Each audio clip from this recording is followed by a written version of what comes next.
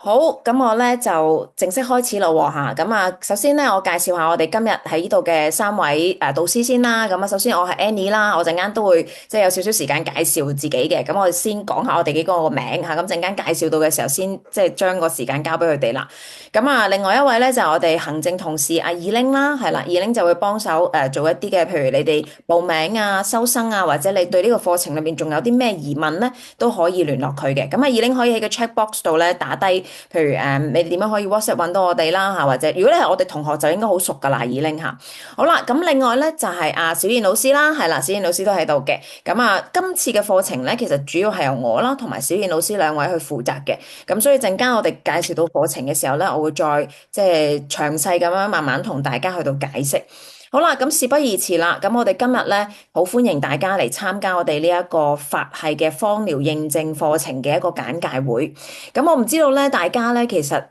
有幾多位係我哋嘅同學啦，又或者有幾多位係一啲即係見到我哋廣告而嚟嘅嚇，你唔係我哋同學啊，但係咧你純粹對法系芳療有興趣嚇，咁所以咧就嚟參加我哋呢一個即係課程嘅簡介。咁首先咧，我要即係話俾大家知咧，其實我哋去寫呢一個法系課程咧，其實係程度上係唔係好淺嘅嚇，即係我唔知大家可能諗住係初階課程或 easy job 啦嚇，即係我哋完全冇認知嘅情況之下都可以上。咁其實可能出邊嘅學校係咁樣啦嚇，咁但係我哋嘅初階課程咧係比較深啲嘅，所以我哋期望咧嚟報讀嘅同學咧，佢本身有一定嘅芳療基礎係啦，咁先至嚟報名。咁或者我先介紹下我哋啲組織啦嚇架構啦，咁然之後等大家了解咗其實係一回咩事，咁然之後咧先同大家講我哋個收生要求嚇。好啦，咁首先咧，我想同大家去到做一啲簡單嘅比較，因為可能咧大家都會覺得如果你已經有一啲國際嘅認可執照，可能你譬如有英方 IFA、IFPA，或者你有美國嘅 NAHA，可能你都會覺得其實有咩分別咧？我攞多個法系啊，對我嚟講有咩益處咧？咁樣係啦，咁係為張證書啊，定係想真係學習呢一個即係芳療嘅內容咧？咁如果學嘅話，佢個深度去到邊咧？嚇，係咪我想要嘅嘢咧？咁我哋所以今日呢個課程簡介會咧，係想主要話俾大家知呢幾樣嘢。好啦，咁首先咧，我哋咧介紹一啲嘅組織先啦，因為本身咧，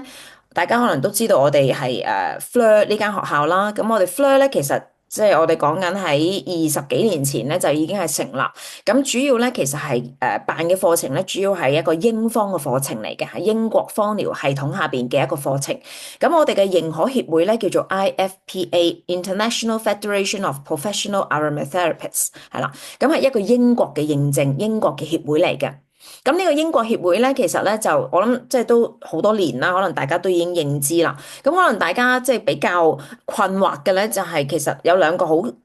名稱好接近嘅英國協會，一個就係 IFPA，一個就 IFA。咁但係由於我呢個課程本身並唔係一個英方課程，我就唔詳細講啦。如果你話我聽完法方之後，其實我都係想報英方，唔緊要。我哋呢個禮拜都有英方課程簡介會喺 HKMA 嗰邊舉辦嘅。咁你如果有興趣嘅話，你可以報嗰個即係課程簡介會。咁但係我哋今日咧，因為係一個法方課程，咁我就想主要話俾大家知，呢兩個協會都係屬於英方嘅認證嚇。好啦，英方認證就係有 IFPA 啦嚇，我哋就已經搞咗差唔多20年噶啦。咁另外一個咧就係 NAHA 啦。咁其實而家以我哋 Fleur 嘅恆常課程嚟計啦，IFPA 嘅課程係同時被 NAHA 認可嘅，係即係一個美國嘅協會嚟嘅。咁 NAHA 咧佢個全名咧就係 National Association for Holistic Aromatherapists。IFPA 咧即係英方咧，其實佢就淨係得治療師。或者再上就係 tutor 噶啦，就係導師咁樣。咁但係咧，NAHA 咧美國嘅一個芳療認證咧，佢就係用學習時數嚟到分，即係區分佢個 level 嘅。咁就有分別有 level one、level two、level three 咁樣嘅。咁我陣間會再即係同大家去解釋一下。咁佢係美國認證啦。咁 level one 咧就叫做 certified aromatherapist，就即係我哋一般我哋會叫做一個初級治療師啦。咁 level two two 咧就係 professional aromatherapist 啊，即係一個專業嘅香薰治療師啦。咁而去到 level three 咧就叫做 clinical aromatherapist，就係一位臨床嘅香薰治療師。咁其實佢哋最大嘅分別咧，你睇下就係個 training 嘅時數分別。level one 就50個鐘，level two 就200個鐘，而 level three 就300個鐘。咁如果而家咧以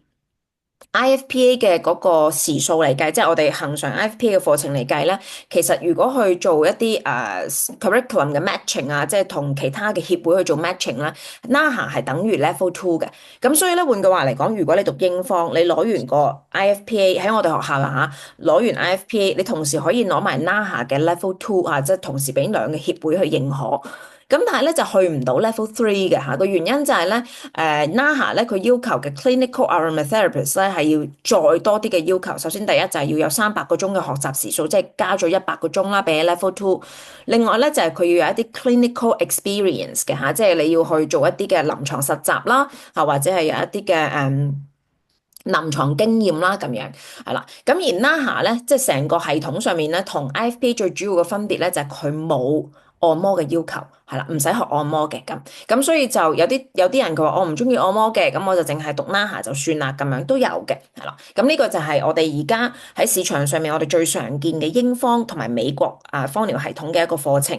咁即係大部分你見到香港嘅院校咧，其實都係攞緊呢類型嘅認證啦，即係唔一定係呢兩個協會嚇，但係一個英國一個美國嚇，通常係咁樣嘅。咁至於法國嘅呢一個認證 FFAMD 係咩嚟嘅咧？咁佢全名咧叫做法國自然醫學與芳香療法聯合會。咁呢一個嘅協會嘅始創人咧就係我哋叫共爺啦嚇，我哋尊稱佢做共爺啦，因為佢年紀真係做得我哋阿爺噶啦。咁佢叫做 Pierre Franchomme 啦。咁咧佢咧就本身咧係一位備受推崇嘅一個即係學者啦嚇，再加上其實如果你對香薰治療界有少少認識都唔使多啊，少少認識你應該冇機會冇理由未聽過佢個名嘅。咁佢係一位喺法國好早就已經係推行香薰治療嚇，而且直至到今時今日80幾歲仍然係埋首於呢一個研究精油嚇、研究香薰治療嘅一位學者。咁就由佢為首去到成立嘅呢一個協會係啦。咁而喺法國咧，佢就有好多嘅即係草藥嘅一啲專家啦嚇、教育工作者啦、醫生啦、藥劑師啦等等，去到即係一齊去聯合去到即係發展呢一個嘅組織嘅。咁法國呢個協會咧，其實而家嚟講咧，淨係得我哋一間學校咧喺香港係攞緊呢一個法系嘅認證嘅啫。咁點解咧？個原因就係咧，其他嘅協會，譬如我舉例，好似英方啦，或者係美國嘅 NAHA 協會啦，其實要攞到個認可學校嘅認證咧，係相對簡單嘅。只要你係一個註冊嘅治療師，你有一定嘅經驗，咁然之後你就可以註冊噶啦。咁但係咧，法係呢一個嘅機構咧，其實佢成立唔係好多年啦。第一嚇，咁第二咧就係喺佢成立嘅時候咧，其實佢係刻意地即係做咗一啲我哋叫做佢叫做導師培訓班，係啦，咁就要先經過呢啲導師培訓班嗰啲同學完成咗佢哋嘅導師培訓，然後又要累積一個教學時數，咁然之後咧先至可以成為佢哋嘅導師，而導師咧亦都要累積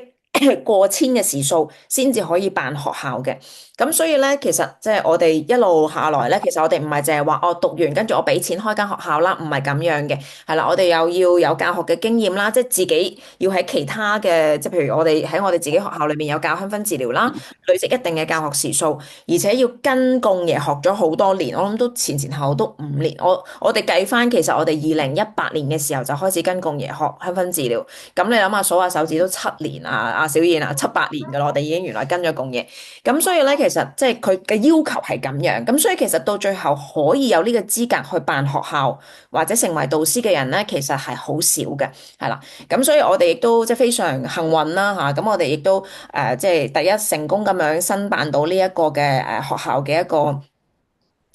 身份啦。咁其次就我哋亦都已經辦咗第一屆嘅一個初階認證同埋1階認證噶啦，咁係啦。咁所以我哋今日會比起我哋第一次搞初階認證嘅時候咧，會多啲內容可以俾到大家睇，即係俾你欣賞下我哋啲筆記，係啦，因為我哋都好自豪啊，對於我哋啲筆記啊，因為都即係整得好我覺得都唔錯啦嚇，咁啊，所以俾大家睇下，可以做啲比較啊，睇下你覺得喂呢類型嘅筆記，你係咪可以接受啊？或者你覺得中唔中意啊？嚇，跟我哋上堂係咪啱我啱 channel 啊？咁樣好啦，咁我講翻法系先。呢度咧，其實咧，喺法系嘅結構上面咧，課程結構咧係有好多個 level 嘅。咁但係咧，我自己個人啦嚇，同埋我哋團隊嘅諗法都係嘅。我哋唔希望同學就係不斷咁樣攞錢出嚟去學唔同嘅 level。我哋好希望咧係初階加一階嘅學習裏邊咧，已經涵括晒大部分阿公爺曾經同我哋講過，即係我哋作為導師培訓嘅時候，曾經同我哋講過嘅內容。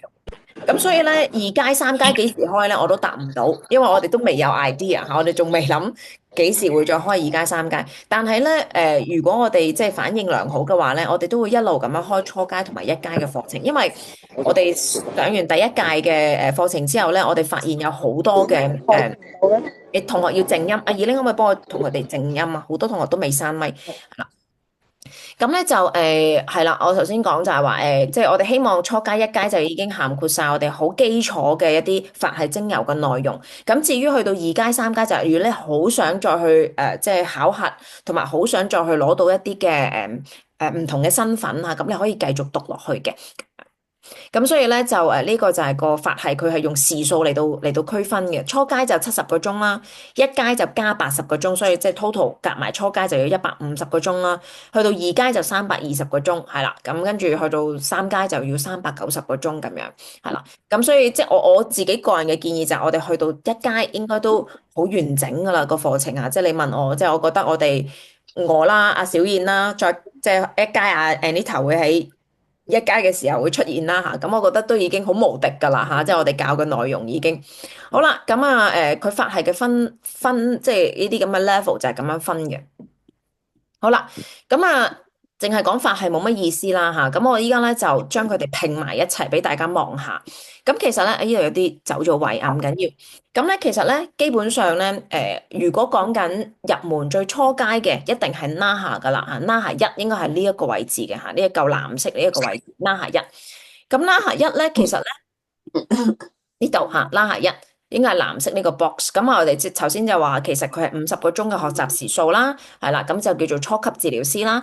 咁然之後咧，去到第二個 level 咧，NAHA 二咧，level two 咧就200個鐘，叫做 professional aromatherapist。咁其實咧，佢係同 IFPA 睇齊嘅嚇，即係所以我哋攞到 IFPA，同時又可以攞到 NAHA 啦咁。咁但係至於要攞 NAHA 三咧，其實就未到嘅，係啦，即係喺 IFP 裏邊咧係未去到呢一個時數同埋程度嘅，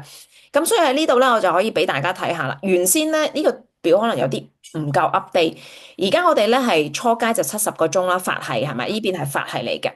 咁咧而家其實我哋咧，由於我哋喺做呢個表嘅時候咧，我哋諗住初階咧就係真係初階，真係小白都可以報，但後尾我哋都覺得寫完之後發覺死啦，真係有啲難度。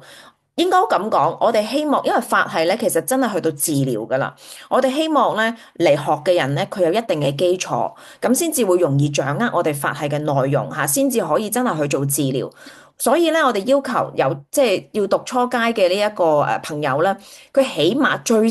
少啊，都應該要有 NAHA 一嘅一個學歷，先至可以報呢一個 FFAMD 嘅初階。咁當然，如果我哋呢度在座可能有好多同學已經係有 IFPA 嘅嗰個資歷嘅，咁啊冇問題啦嚇，你可以有 IFPA，咁你就可以入去 FFAMD 法系去報初階啦。但係如果你冇，你喺出邊讀過個 NAHA 一，我哋都 OK 嘅，係啦，即係你起碼有基礎嘅香薰治療嘅一啲學習或者一啲嘅根基啦。但係如果你完全冇嘅話咧，咁我哋就希望你先讀個 NAHA 一，銜接落去個法系嘅初階課程啊。我哋已經幫你計劃好噶啦嚇，即係我哋都會為咗呢班同學，我哋都會去即係錄翻一個線上嘅 NAHA 一嘅課程。咁等你哋喺開學之前先上咗呢個 NAHA 一，然之後再上初階。咁我哋亦都有考慮到有好多同學其實已經攞咗英方嘅資格啦，咁但係其實好多攞唔到 NAHA 三嘅，咁所以咧我哋經過討論之後咧，咁我哋就覺得其實 level one 咧，即係法系嘅 level one 咧，如果加埋 IFPA 嘅200個鐘嘅時數，即係我哋當佢已經完成咗呢一個先可以讀初階啊嘛，加加埋埋其實夠300個鐘有突嘅。咁所以咧，我哋咧今年咧其實都同時有大約。我哋計過應該有80位同學係可以攞埋 NAHA3呢一個嘅資歷，係啦。咁所以咧，我哋個 path 就係咁，即係我哋都好努力去到幫同學諗啊，即係你完成我哋課程之後，係咪淨係可以攞到呢一個法系咧嚇？咁其實我哋諗下諗下，誒，不如唔好要同學花咁多錢啦，盡量我哋如果可以嘅，我哋盡量包多啲內容喺裏邊。咁所以咧，讀完初階之後，如果你再上去讀一階。再完成埋個實習，你就可以攞埋 NAHA3，係啦。咁跟住再上就係 NAHA FFAMD 法系嘅 Level Two 啦，跟住就到 Level Three。頭先我都講咗，我未有計劃去做 Level Two 同 Level Three。咁但係其實咧，你要攞到呢啲資歷都唔難嘅，你可以上共爺嘅堂，因為共爺咧佢亦都有啲專題課，4日4日咁樣上嘅。咁你上嗰啲嘅堂之後咧，其實你可以累積個時數，咁一路加上去嘅啫，佢計時嘅啫，係啦。咁所以就算你唔係等我哋嘅 Level Two，你可以直接去揾阿共爺上堂，上完之後計翻個時數落去係冇問題嘅，係啦。咁啊，至於如果你要教又點樣咧？即係可能好多同學都諗住啊，我自己可能自己都係老師嚟嘅，或者我真係好想行呢個教學嘅方向。喺 IFP 呢度咧，佢係你只要累積滿，我記得係3年就可以做 tutor。係啦，咁你做 tutor 滿5年就可以做 principal tutor 咁樣嘅，佢就咁樣分嘅。咁而做 principal tutor 咧就可以有呢、這、一個即係身份，就係開一間學校咁樣。咁所以喺 IFP 嘅制度之下咧，唔係任何人都可以開學校嘅，你一定要係 principal tutor，你先至可以去開學校嘅。咁而 NAHA 咧就唔同啦，NAHA 咧佢就冇叫做 tutor 嘅，佢嘅形式咧就係你讀完 NAHA2可以教 NAHA1，你讀完咧 NAHA3你就可以教 NAHA2咁樣嘅。咁但係佢哋咧就有一班叫做 trainer，就係一個叫 CPD educator，CPD educator 即係持續進修課程嘅一啲教育者啦嚇。咁就如果你係 level 3嘅 clinical aromatherapist，你就可以申請做 CPD educator，咁就可以即係有呢個身份噶啦咁樣。咁至於法系咧，就係佢另外一樣嘢嚟嘅，係啦，即係讀完啦，你係我哋叫醫科師啦嚇，法系醫科師初階，法系醫科師1階、2階、3階，你都唔可以教嘅，你要另外讀一個講師資格。咁讀完咧就大家都係講師啦，係咪？但係咧就要睇你個累積嘅教學時數，去到俾個導師嘅銜頭你嘅。咁譬如呢度講嘅導師，即係正式導師啦，咁就係阿共爺嘅核心團隊，即係我哋譬如有時阿小燕老師都會講到，譬如阿特導老師啦，又或者係仲有嗰個死啦，我都唔記得咗添，係咪Isabel 啦，係啦，咁佢哋就係真係佢哋核心嘅導師啦。咁高級講師咧就係我啦，係啦，我咧就佢要求就係1200個教學時數啦。咁然之後二階講師就係大約800個鐘嘅教學時數啦。一階講師就係500個鐘嘅教學時數啦。啊，助理講師就係300個鐘嘅教學時數啦。咁佢用教學時數嚟到去升級嘅，係啦。咁即係話，譬如好似小燕咁，啱啱開始嘅時候可能係1級講師，咁跟住但係佢累積咗我哋咁多年嘅教學經驗，咁佢就可能可以即係升去2級或者高級嘅講師咁樣咯。即係佢用有一個咁樣嘅形式去到運作。咁你話而家仲有冇可能做講師咧？就阿公爺淨係開過1次啫，據我所知係嘛？哦，2次，我哋之後仲有1次係咪？開過2次講師班，跟住就冇再開講師班啦。咁所以唔係話你讀完個法系課程就可以去做講師，去教法系嘅1、2、3階呢啲嘅內容係啦。咁所以就我唔知佢將來會唔會再開。咁但係我第2階都已經好似係三幾年前噶啦，已經係咁樣咯，係啦，咁所以佢法系嘅講師嘅要求咧係特別嚴謹嘅，係啦，咁所以呢幾個唔同嘅學術嘅即係芳療嘅學術架構咧，就係咁樣嘅模式去運作，咁希望俾到大家有個概念啦嚇，究竟一陣間有英方，一陣間有美方，一陣間有法方，究竟你哋有啲咩分別啊咁嚇，咁俾大家知道下。好啦，咁跟住咧，我就主要，因為我哋今日都主要係介紹我哋呢一個課程啦嚇，法系芳療嘅一個初階課程。咁頭先你睇翻個表，我哋初階課程其實係嚟緊呢度嘅啫，係啦，即係如果喺法系嚟講係最低級嘅，但係我想講咧，其實我哋去編排呢個課程嘅時候咧，佢絕對唔初級嘅。所以點解我哋頭先，其實我哋諗咗好耐嚇，我哋同阿小燕啊商量嘅時候咧，就其實係咪真係一個小白可以應付我哋初階課程咧？我哋覺得會好吃力，係啦，咁所以我哋都係覺得都係要打下基礎先，係啦，咁所以咧都係要上咗個 NAHA 一起碼，係啦，咁先至可以去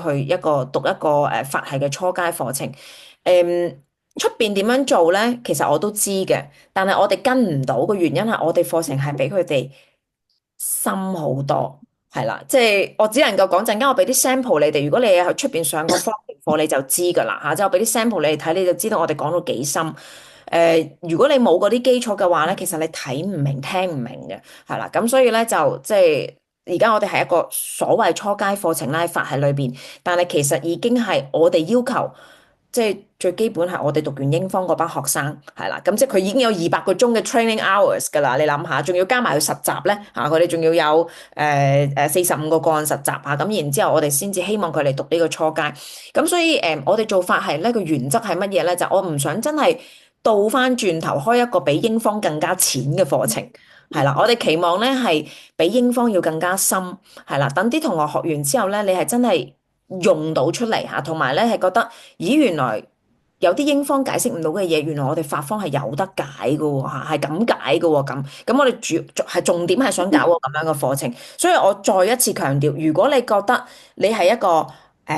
初入門嘅人，你對芳療未去到嗰個即係熱愛嘅程度，即係你仲會問我會唔會好難㗎？咁啊，一定難。我只能夠話俾你知，個課程一定難，因為資料非常豐富同埋非常多，係啦。咁所以如果你有咁嘅考慮，其實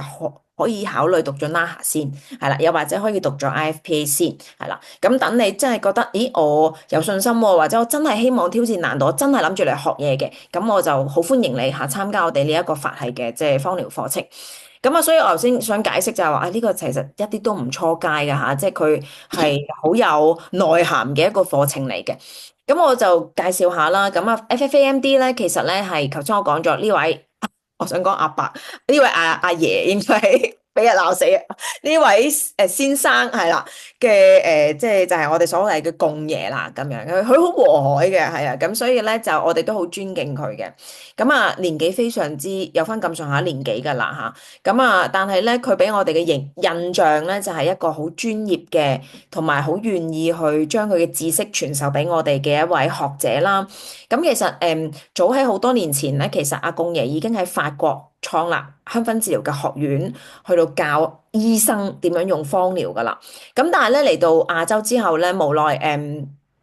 好貴啦啲課程啊，即係嚟到即係可能又要翻譯啦嚇，又要時間啦咁樣，咁就即係佢即係主要嘅課程就係同一位翻譯老師一齊合作啦，係啦，咁就係一位國內嘅我哋叫曉燕老師啦，係啦，咁佢哋就會即係每一次喺亞洲嘅課程就係阿共爺加曉燕老師咁樣，咁所以我哋當時上堂都好辛苦啊嚇，即係普通話又唔叻，法文啊更加唔識添啦嚇，咁但係都係要硬着頭皮去上咁樣，係啦，咁所以咧就以佢為首嚇，以阿共爺為首嘅一個即係協會嚟嘅。咁阿共爺其實咧佢本身咧係讀醫嘅，但係後尾咧因為佢覺得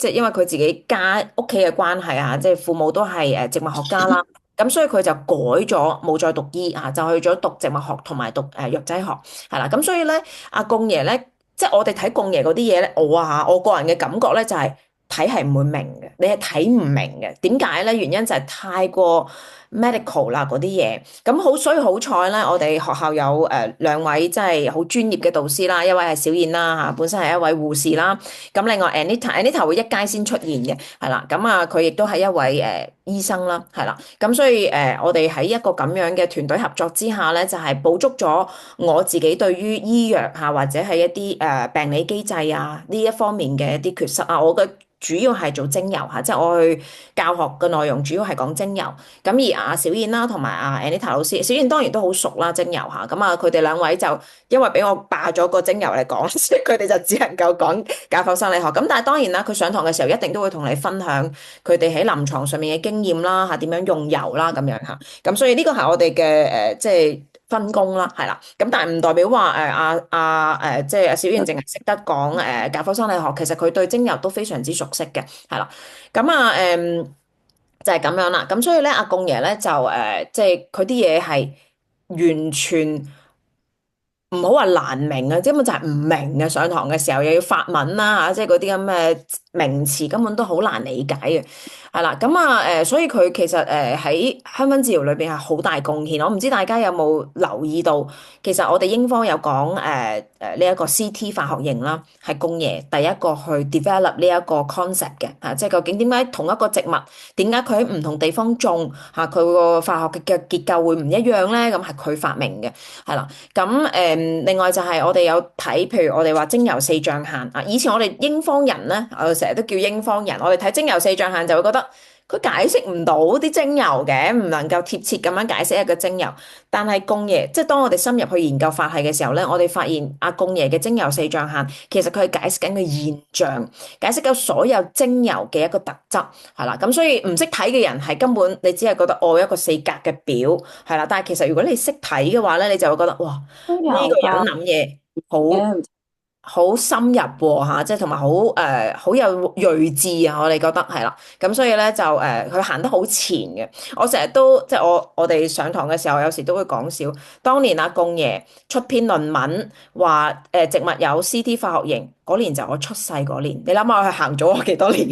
即係佢已經出論文嗰年，我先啱啱出世，係啦。咁所以咧，佢行前我哋好多，而最值得欣賞嘅地方係佢到今時今日仍然係活躍於喺芳療圈裏邊嘅教學嚇。咁所以我哋即係佢係我哋偶像嚟㗎，佢係我同小英嘅偶像嚟㗎嚇。咁所以咧就佢話要即係搞一個咁樣嘅協會同埋咁樣嘅課程，我哋都覺得係應該將呢啲知識去傳播開去。如果唔係喺我哋呢度斷纜㗎啦。即係老老實實，其實而家咧，train 咗咁多導師咧，其實真係可以開到班，真係寫咗啲嘢出嚟嘅咧，其實係得我哋學校同埋一間台灣學校係啦。但係我哋最近開完嘅一階課程咧，其實只係得我哋香港學校可以，即係真係有咁樣嘅學生人數，同埋咁樣真係去做到呢一個嘅課程係啦。咁所以咧。即係我哋都好榮幸啦嚇，係阿公爺第一批去到幫佢去開呢一啲咁樣嘅即係有系統嘅課程。因為阿公爺咧，佢個 style 咧，佢係以每一個系統去到做一啲專題課咁樣嘅形式去教學，佢就唔係好似我哋而家咁分為初階、一階、二階咁樣去做課程編排嘅。好啦，咁我哋又講下我哋呢個課程嘅特點啦。我哋呢個課程嘅特點咧，其實我哋全部都係線上嘅。咁我明白咧，有啲同學咧就覺得線上課程冇安全感啊，見唔到個老師嚇，即係覺得唔安樂啊咁樣。咁但係無奈地咧，因為我唔喺香港，係啦，咁所以咧，其實我哋當初咧，我哋一開始諗住去開辦呢一個法系課程嘅時候，應該唔好話開辦啦。我讀香薰治療嘅時候咧，我已經知道自己會即係移民噶啦。咁所以咧，當時我就同阿小燕啦，同埋另一位老師 Venus 啦，就同佢哋講：喂，我走噶啦，我陪讀噶咋，基本上第日開班咧都係靠你哋噶啦，你哋制唔制啊？願唔願意去做呢一個咁艱辛嘅任務啊？咁佢哋話 OK 咁我哋先至繼續讀嘅，係啦，咁一讀就7、8年啦，係啦，咁所以咧讀完之後，咁我哋其實都要消化公爺嘅嘢，都要消化好耐。其實講真嚇，即係真係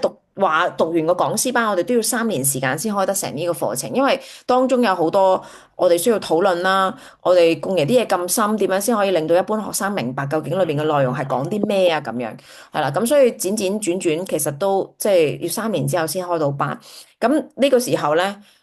由於我已經移咗民啦，又因為 Covid 嘅關係啦，大家都好習慣線上課程啦，咁所以我哋一路就延續用呢個方法嚟到開課，咁所以咧呢一個咧係全部都係線上課嚟嘅，我哋係冇現場課嘅，係啦，冇一堂都冇嚇，全部都係錄影嚟嘅。咁但係其實線上課亦都有好處啦，即係咧錄影咗之後，其實你幾時聽都得。係啦，你幾時上去聽啊？我哋有個platform，咁你 log in 入去，咁我哋每一條片大約會擺一個月，3個禮拜到4個禮拜，咁你就可以喺嗰一個月裏邊去到睇翻條片。我哋唔會無止境咁樣擺片喺上面嘅，因為咧我哋去諗呢個課程嘅時候，我哋希望同學真係學到嘢。你買咗條片，跟住然之後一路擺喺度，一路唔睇，其實你係學唔到嘢嘅。所以我哋都有個責任要逼同學上堂。咁但係我又唔可以話真係同你點名啊嘛，咁就唯有我哋做一個線上課，但係我哋係限時觀看嘅，係啦，你唔限次數，你隨時可以上去睇嘅，喺個一個月裏邊嗰一堂，係啦，你有一個月時間去觀看，咁但係一個月之後咧，我哋條片就會落架，係啦，咁所以咧就即係希望大家可以自己安排你嘅時間嚇，即係彈性咁樣去到做一個學習咁樣。咁但係亦都因為係線上課程咧，其實有啲同學會覺得，哇，咁我問嘢咪冇得問咯咁所以咧，我哋咧又每一個月都會有一堂嘅即係我哋叫 Q&A 係啦，就俾大家問問題嘅。咁啊，大家可以預早每一次上堂，你就諗定你有啲咩問題啦，咁然之後就寫低佢啦。即係我哋會有個 Google Form 俾大家填係啦，咁然之後咧，我哋就導師會進行討論啦，係啦，然之後會做即係如果有需要，我哋會做翻啲資料搜集啦，咁然之後先至回答大家嘅問題嘅咁樣係啦，咁呢個就係我哋課即係線上課嘅安排。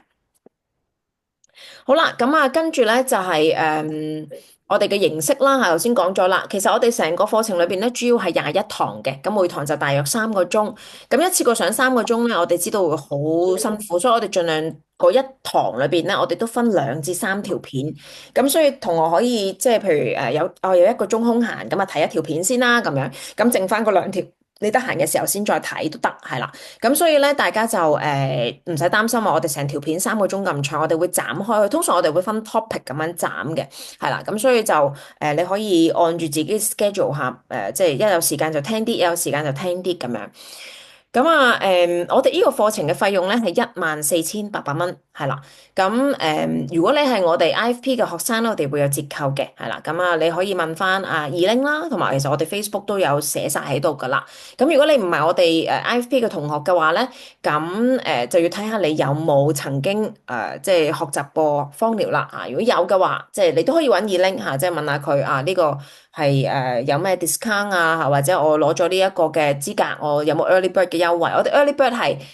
3月31號，3月31號之前報名先至有優惠嘅嚇，3月31號之後嘅咧係全部都係正價噶啦。咁啊，我哋課程開始日期咧係4月28號，係啦。咁課程嘅即係我都想即係講翻清楚先啦。我哋係唔包筆記嘅，因為我哋網上課程係啦，大家可以 download 嘅。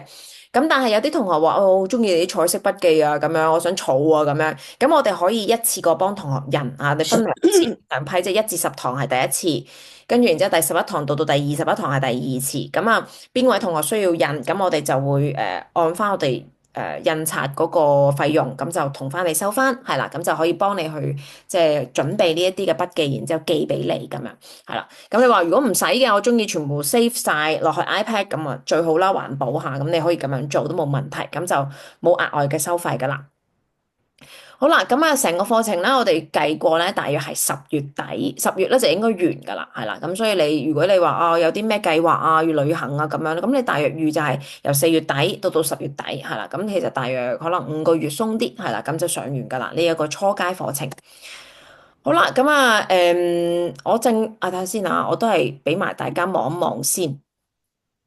因為首先我講到咧，課程啊嘛，咁我就不如俾埋大家睇一睇我哋呢一個課程嘅編排啦吓。咁啊，課程編排咧，其實因為我哋已經上咗第一期噶啦吓，咁所以我哋都知道啲同學嘅要求啦，或者難度喺邊度。咁所以咧呢一度咧，其實咧你見到咧，我哋由第一堂開始係4月28號啦，咁你會有一個月嘅時間去觀看嘅。嗱，而家呢一個咧係大致我哋嘅 syllabus 嚟嘅，咁但係可能都會有少少變動，可能前後有啲調動啊咁樣。咁但係筆記我哋已經全部寫好晒，因為上年已經寫晒。不過我哋而家就再檢視一次啦嚇，因為我想講我哋今次雖然係一個線上課，但係我哋唔係用翻上年嘅錄影嚟俾你睇嘅，我哋係重新錄製嘅，係啦。咁所以咧，我哋都會根據住，譬如有啲 update 啊，嚇，我哋會改翻啲筆記啊，跟住然之後我哋會重新錄影，係啦。即係我覺得呢個係我哋對同學嘅一個誠意啦，嚇，即係我哋唔係話不斷翻炒我哋啲錄影咁樣，我哋真係希望有啲 update 嘅嘢，我哋會加翻落去啦，或者有啲嘢錯咗或者要改嘅，我哋都希望 update 咗，咁然之後喺即係今期裏邊，我哋都話翻俾啲同學知，係啦，咁所以我哋會重新錄影嘅嚇，我哋唔係用翻上年嗰啲片嘅，係啦，咁咧就你見到我哋有每一日呢個係星期一嚟嘅，係啦，每一個呢個星期一我哋都會上片，咁就上一個月啊，一個月之後就會落架咁樣，係啦，咁你見到每個禮拜有一條片嘅，咁直至到6月30號。過往我哋嘅經驗咧，就係啲同學咧追唔切進度，係啦，咁就話哎呀死啦，我完全追唔切，點算啊？咁好啦，咁今次我哋就俾個 break 你哋，由6月30號到7月21號咧，當中有差唔多20日嘅時間就係 break 嚟嘅，係啦，咁我即係話咧6月30號上完呢一堂之後咧，我哋就休息放暑假，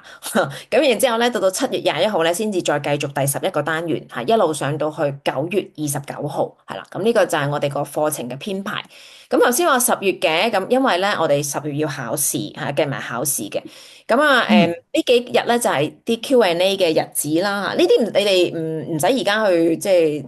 group 嘅，即係唔使而家去抄嘅，因為到時你真係報咗名，咁我哋會再話俾大家知呢啲日子係啦。咁啊，我哋有6個 Q&A 嘅日子啦，咁就全部都係星期日嘅8點到9點係啦。咁就即係等大家可以，你唔得閒嚟都唔緊要嘅，我哋會錄低佢，都係擺翻上平台，你可以上翻嗰個 platform 嗰度去睇翻都冇問題嘅。咁而最後一日，呢日就要 mark 低啦嚇，呢一日就係考試，我哋係冇補考嘅，咁所以你得一次考試機會。你如果呢日嚟唔到，就要等下一期噶啦嚇，法係就比較嚴謹。咁就係2025年嘅11月2號係啦，咁啊上到11月2號，咁咧就係啦，咁啊，有2節考試時間，一日就係朝頭早11點到1點，另外一節時間就係夜晚嘅8點到10點。咁點解我哋要設2節嘅考試時間咧？個原因就係夜晚呢節考試時間咧，我哋俾海外學生嘅嚇，即係譬如有啲同學喺英國啊或者歐洲時區啊咁樣，咁我哋就可以用呢節嘅時間嚟到上即係嚟到考試咁樣，係啦。好啦，咁啊，我哋就講完我哋嗰個課程大致嘅編排啦，吓，咁我就去翻頭先我哋介紹緊導師嘅，咁啊，我介紹我自己先啊，陣間我就交俾阿小燕啦。咁我係 Annie 啦，吓，咁我諗好多同學都應該見過我啦，吓，又或者即係都上過我堂啦。咁我頭先都解釋過，其實我而家唔喺香港嘅，我係澳洲嘅吓，因為我喺3、4年前已經移民咗嚟澳洲噶啦。咁所以，但係又如果真係想繼續我嘅教學工作嘅話咧，我就只能夠做線上嘅形式嚇。咁啊，我亦都其實好多謝 Covid 啦。如果唔係 Covid 嚟咗澳洲，跟住然之後韞咗喺屋企咁耐，就爆唔出個咁嘅課程出嚟㗎。如果喺香港咁忙咧，其實寫唔到個課程嗯。出嚟嘅。係啦，咁所以咧，我哋就係我除咗係即係香港嘅一個IFPA 導師之外咧，咁我哋都係呢一個 FFAMD 嘅一個即係註冊嘅治療師啦，亦都係一個高級講師啦咁。咁啊係咯，基本上我嘅介紹就係咁多。咁我跟住交俾小燕啦，好嘛？小燕。啊，你哋好啊！咁啊，Annie 介紹咗我係本身係一個護士嚟嘅。咁啊，其實咧就2017年我係第一個轉捩點，唔係因為阿 Annie，係因為支結草。我諗好多同學識我嘅就知道我有成28年嘅隱疾咧，就俾一支結草搞掂咗，所以咧我就轉咗落去做 IPA 嘅。其實嗰陣時都仲係 trainee 嘅咋，Annie 你記唔記得？咁咧就2018年嘅 December，咁咧就第一次去聽阿 Pierre 嘅堂，跟住咧，咦咁醫學嘅，咁病理嘅。本身我就係好中意，即係我做護士本身就好中意睇呢啲書，好中意去即係醫院嘅圖書館攞呢啲病理書嚟睇。咁由嗰陣時就開始 follow 咗阿 Pierre 啦，咁樣。咁 follow 咗 Pierre 之後咧，其實係重新讀書嘅，因為要讀翻一啲病理學啊，同埋化學啊。甚至乎而家要學埋法文啊咁樣，咁我覺得我今日年紀嚟講咧，即係覺得係即係2個字形容到就係興奮。咁咧就詳細唔講啦。頭先 Andy 都講咗好多我教啲課程啦。咁我不如講下我而家做緊啲咩啦。咁而家咧就都幾忙噶，有時忙到咧我好似今日咁啊，漏緊個一齊去做義工嘅同學咧，喂，你幫我手做緊啲 case 啊。因為我咧就而家落啲 NGOs 嗰度咧，就幫佢直接喺啲院舍啊，係殘疾院舍或者老人院舍咧就做香薰治療啊，精彩咯！我唔係做護士，係做香薰治療。咁咧就真係用精油去幫佢哋嘅。咁一陣間先解釋啊，即係因為去到呢一個嘅即係 A&P 嘅時候，先解釋唔同嘅地方啦。咁另外咧就係我好主力咧，就帶大家咧去做一啲義務服務啊。咁啊，甚至乎係去到醫院呢個 setting 咧，係個個禮拜咁上去喎。咁啊，同啲同學咧就去真係去用我哋香薰治療嘅方法去幫啲病人，咁係好有效嘅喎，係又真係好有效嘅喎。咁另外咧就 NGOs 嗰度咧，我除咗係落去即係真係做治療之外咧，我就有做 training 啦，即係嗰啲 staff development 啦，做啲咩咧？即係教佢哋用精油。咁有好多人咧，未必好似我哋咁樣即係讀到即係書噶嘛，唔係因為佢哋讀唔到書，係因為佢哋冇時間啊。咁所以咧就工作比較忙啲，咁我就將一啲香薰治療嘅嘢就比較即係顯淺啲啦，實用啲落去啲 NGOs 去教啲 staff 用啦。咁啊，最近即係有個機構就請我去同啲即係叫做社工咧，教佢哋點樣用香薰治療幫佢哋處理呢啲即係青少年嘅精神問題啦，咁樣。咁啊，有個好好嘅開始，我遲啲就會去做啲外展嘅工作啦，咁跟住咧就係教學啦，教學頭先 Andy 講咗好多，都唔特登去講啦。不過我自己咧點解咁花時間去搞義務服務同埋搞即係咁多實習機會咧？咁因為拉下三咧嚇，我聽咧就我哋係跟住呢個法醫方咧就會推埋嗰個拉下三，幫大家獲取呢一個嘅即係叫做資格。咁因為好多人攞拉下三咧，佢哋其實係即係冇真正做到好多個 case。而就係攞咗 NAHA 三嘅臨床資格，但係講到臨床咧，其實係要同而家嘅即係醫療專業接軌啊。但係咧就嗰個實習嗰個機會真係太 weak 㗎，咁所以咧就我而家就主力帶緊NAHA 三嘅實習。咁啊頭先 Andy 講咗已經幾十個啦，我自己就好開心嘅，因為我能夠親手將一啲即係非即係唔即係本身好多醫護人員㗎，我哋嘅個學校嗰個 pool 裏面，另外有啲就唔係醫療專業嘅，咁但係。無論呢兩責人點樣都好啦，我都會幫佢哋去，即係去到一個用精油喺一個即係病人啊，或者係一個臨床嘅即係應用上面，咁令到咧係更加多人咧係有咁嘅膽識，即係做喺病人上面。咁所以咧就即係如果你跟過我出去一齊做義工同埋做實習嘅時候，其實我傾向都係咩都講晒俾你聽噶啦。咁咧就教你點樣一步一步去做，即係佢哋形容就係咁叫做傾囊相授嘅吓。咁而家我即係如果你我介紹我自己就係咁樣介紹自己啦。咁你哋即係慢慢就會認識我多啲啦。可能即係之前畢業得耐嘅同學同我就唔係好熟嘅，咁咧就係近年嘅同學咧就唔使多介紹啦。大家都好知道我個人係即係吓。咁點樣嘅啦？咁好，咁我介紹咗自己啦。嗯，好啊，唔該，小燕，係啦，咁啊，係咯，即係其實大家可以係咯，有咩問題都可以隨時揾我哋嘅嚇，即係我哋都唔係淨係教一個課程啦嚇，即係我哋都有好多年嘅教學經驗啦，咁所以其實同我大致有啲咩問題，我哋大約都知係啦，咁啊，不過有時即係你要問出口，我哋先至可以答你，如果唔係成堂就講極都講唔完㗎啦嚇，咁所以我哋都唔好諗住一個網上課程，我哋同你冇交流嚇，所以點解我哋覺得要重新錄咧？就係譬如啊，今日 Q&A 有啲人咁樣問我啊，我聽日話點錄影，我就可以喺嗰度再 elaborate 多啲啦。即係我哋希望係一個咁樣嘅互動形式，係啦，所以大家唔好太擔心話啊線上我會好悶啊，咁你一定唔會悶嘅，基本上我覺得係啦，即係因為你淨係見到啲筆記，我覺得你都已經係震驚㗎啦。咁所以咧，你應該係我哋上堂嘅時候唔會瞓着嗰啲嚟嘅，係啦。好啦，咁啊介紹完我哋啦，咁咧就繼續落嚟就想講下我哋法系芳療嘅特色啦。頭先我都講咗，其實同英方有好大分別嘅，但我唔係話英方唔好嚇，即係大家千祈唔好錯誤理解。我哋覺得咧，英方咧其實係幫我哋打咗個好好嘅基礎嚇，以安全為本。咁但係法系咧，其實佢有啲特色嘅。咁啊，小燕我又交俾你幫我哋即係講下法系嘅一個特色啦嚇。你係中粉嚟㗎嘛？法系中粉，你可唔可以同我哋講下法系，即係喺你嘅應用上面有啲咩唔同啊？感覺？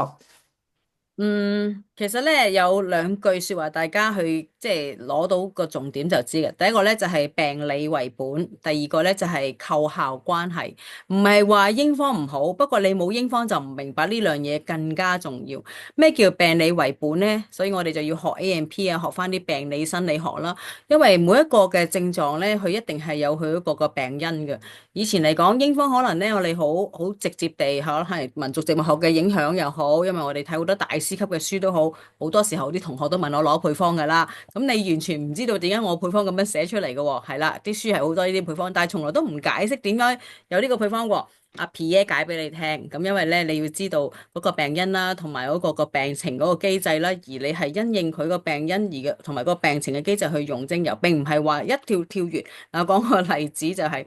嗱，呼吸系統感染啊，咁你用咩精油啊？嚇，好多人都話安油霜啊，成日咁樣大扎咁，你哋即係直接即係好似連貫咗嘅精油咁樣。咁但係喺 P 一嚟講咧，佢又會解釋，喂，究竟嗰個嘅呼吸系統嘅感染，佢係細菌性嘅感染啊，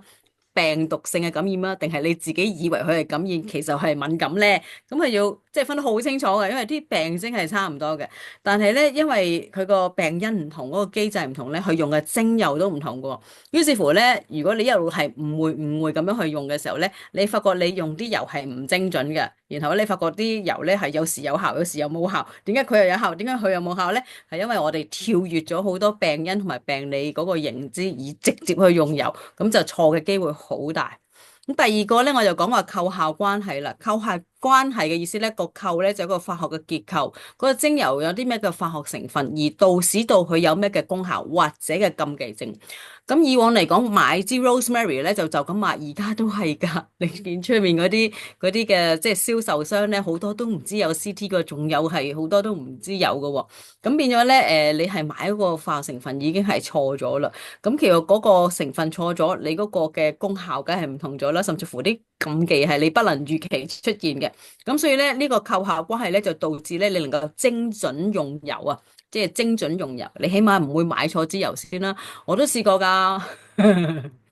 貪得意買一支酸刺柏，咁啊買咗個酸刺柏嘅果。係啦，後嚟咧阿 P 喺講書嘅時候咧，就先再更新清楚咧，嗰個係酸刺柏嘅皮先有用啊！咁我買錯咗翻嚟啦。咁我哋都有時會咁，咁你放心啦，我哋啲導師錯慣噶啦。咁我哋俾你嗰啲咧，應該係精準咗好多噶啦。咁所以咧，病理為本同埋構效關係咧，係法系嘅精，即係嗰個精髓嚟噶。咁啊，大家即係就係咁樣去理解咯。啱唔啱啊？Annie，你自己有冇補充啊？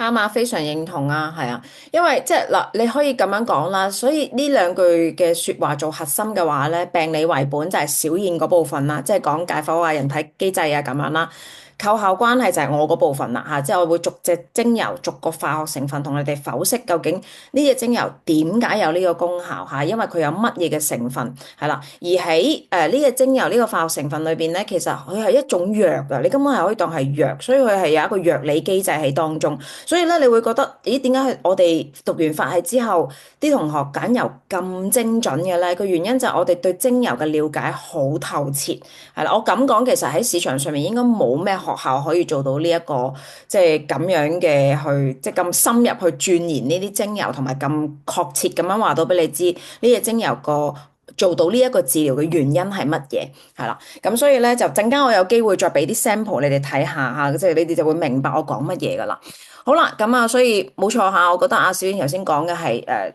完全係我想講嘅嘢嚇，咁所以我就冇補充嚇。好啦，咁我翻嚟呢度啦，我就想同大家講下咧，頭先咪講到我哋法係有分初階啦、一階啦、二階啦、三階啦咁樣，全部係以學習時數嚟到做一個分野嘅。咁所以咧，其實如果一般學校佢淨係攞住呢一個咁樣嘅要求嚟到去寫課程嘅話咧，佢初階可以寫到好淺，可以淺過英方嘅，係啦。咁但係當初我同阿小燕同埋我哋即係幾位導師一齊傾嘅時候咧，我哋個諗法咧係，我哋希望同學係喺英方基礎之上再去進修嘅，所以我哋嘅起點好高，即係寫初階課程個起點好高。所以我話你會睇唔明嘅原因就係你冇一定嘅基礎咧，你就直接去讀初階咧，其實係難嘅，即係就等於我哋去上工5407業堂。喎，440I 喎，四零幾啊？我哋去上工業堂嘅時候咧，44074我哋上工業堂嘅時候咧，其實有好多即係我哋聽到有啲人問問題咧，都會問啲咁簡單都要問嘅咁樣，即係我哋心裏面會覺得吓咁簡單都要問嘅咁樣，咁但係其實佢哋真係唔知，因為佢哋冇基礎係啦。咁所以你諗下，你有啲人話喂，我使乜跟你幾個導師去上堂，我直接去供爺上得啦咁樣，你聽得明先算。即係我俾你嘅忠告係，你聽唔會聽得明啦。咩？首先。我哋好多同學都上過貢爺啲堂，跟住退出咗噶。冇錯啊，都係要係啊，翻嚟我哋度打好係啊，係啊。基礎。相反，佢哋係嚟我哋度打咗基礎，再去上公爺堂。佢就話：我終於明白公爺講咩啦。咁樣係啦。咁我成日即係我都有同啲同學分享嘅，喺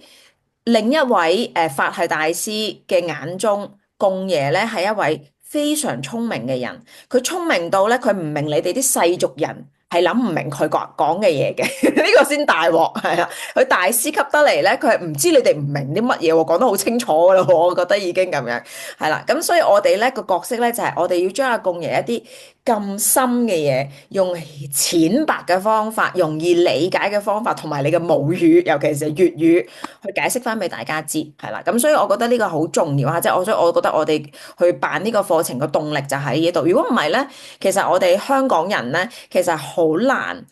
完全理解到嗰個課程嘅，因為佢哋係普通話翻譯啊嘛，係啦，跟住又法文筆記啊嘛，其實真係好難嘅。上堂嘅時候，即係講真啦，我哋頭嗰兩三次都唔係狀態，即係坐喺度呆坐啊，睇住嗰啲法文筆記又唔知點解，係真係去到後期開始慢慢跟得到佢嗰個國語嗰個翻譯啦，跟住然之後又開始睇得明嗰啲法文寫啲咩啦，咁先至開始慢慢跟到進度。咁所以其實喺呢一個咁樣嘅過程其實唔容易嚇，咁所以我哋希望我哋寫嘅呢個課程可以令到大家係應該我諗唔會唔明嘅。其實我哋即係初階同學上完之後翻嚟俾我哋嘅 feedback 係真係好清晰，我而家終於知道點解啦咁樣係啦，咁所以我都好有信心你哋唔會覺得太艱難嘅。如果你有一定嘅英方基礎嚇，應該唔會覺得好難嘅。係啦，咁我哋頭先講咗啦，其實我哋已經開到一階㗎啦，係啦。暫時未打算開二階、三階，等我哋頭試好辛苦啊！即係做呢個課程，係啦。咁所以我哋你哋上完初階，一階係應該會繼續嘅，係啦。因為我哋已經寫好晒，我哋都開過噶啦，係啦。咁但係二階同三階咧，我哋就需要啲時間睇下，即係我哋要再消化下，究竟應唔應該再繼續寫落去咧？定係好似阿共爺嗰啲咁樣，我哋用專題嚟到做，係啦，即係分即係斬開去，唔好一次過話要上百幾個鐘咁辛苦啦，咁樣係啦。咁呢個我哋仲要即係同導師商量啦嚇，同埋我哋仲要策劃一下。咁但係而家初階同一階就一定係冇問題㗎啦嚇。好啦，咁跟住落嚟啦，我哋就睇下呢一個咧，其實係一個 syllabus 嘅對比嚟嘅。我就覺得當初我哋去做課程嘅時候，因為我作為一個即係我哋寫 syllabus 嘅人咧，我哋一定要好清晰去對啊，即係要去翻即係每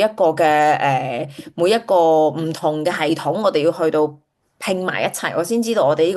呢個課程去到咩 level 啊？你睇下我哋有啲內容咧，其實係拼落去 IFP NAHA 嘅一啲裏邊，但係我想講呢度嘅內容兩堂我哋法系就講晒噶，兩堂嘅咋，唔會講到好多，譬如咩點樣蒸餾啊嚇，即係點樣用啊？因為咧，我諗大家都知道法係會食精油啦。係啦，但係你哋唔好有個期望，你上初階嘅時候，我哋會教你食，因為法系嘅嗰個俾我哋嗰個 syllabus 嘅要求裏邊寫明，法系初階嘅同學係唔可以教內服精油嘅，即係所以咧，法系可以食精油咧，並唔係必然嘅，亦都唔係必須嘅，係啦，只不過係如果遇到特別嘅即係一啲